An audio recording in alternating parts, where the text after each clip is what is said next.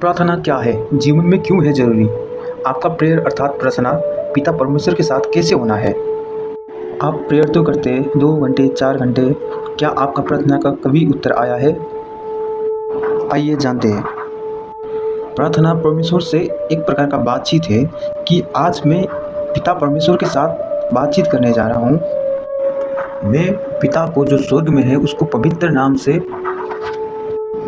आदर करूँगा और मैंने जो पाप किया है उसको क्षमा मांगूँगा और मेरा आवश्यकता तो आप जानते हो, उस आवश्यकता को मैं रख के आपको धन्यवाद करूँगा। जैसे आपका कोई पुत्र हो तो उसको कुछ चाहिए तो वो आपसे बातचीत करेगा, ना कि अन्य कोई पिता से, वो आपसे मांगेगा।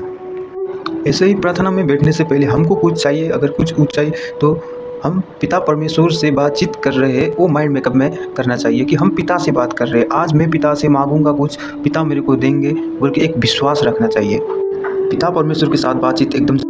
प्रार्थना करने का दूसरा तरीका परमेश्वर के साथ संबंध होना चाहिए। जिससे यीशु मसीह ने पिता और बेटा का रिश्ता बना के इस दुनिया से पाप उठा के हमको पिता परमेश्वर के संबंध में रखा। तो हम पिता परमेश्वर से, आपका बेटा आपसे कुछ मांगे आप ना दे सके, आप ऐसा पिता हो तो नहीं, तो परमेश्वर भी ऐसा पिता नहीं है। जो परमेश्वर के साथ संबंध बना के रखेगा वो अवश्य परमेश्वर पूरा करेगा।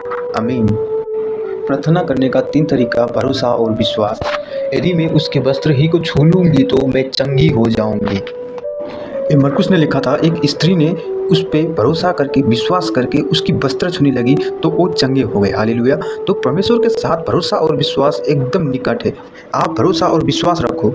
हमारे पिता परमेश्वर ऐसे है कि वो 2 लाख को विश्वास नहीं रखते कि हर एक व्यक्ति जो विश्वास हो उसी को लग। मेरा मतलब वो 2 लाख बंदे को मायने नहीं रखते, वो एक ही बंदे को मायने रखते कि जो उस पर भरोसा और विश्वास करे। इसलिए वो उत्पत्ति में आदम और हवा का ही बना।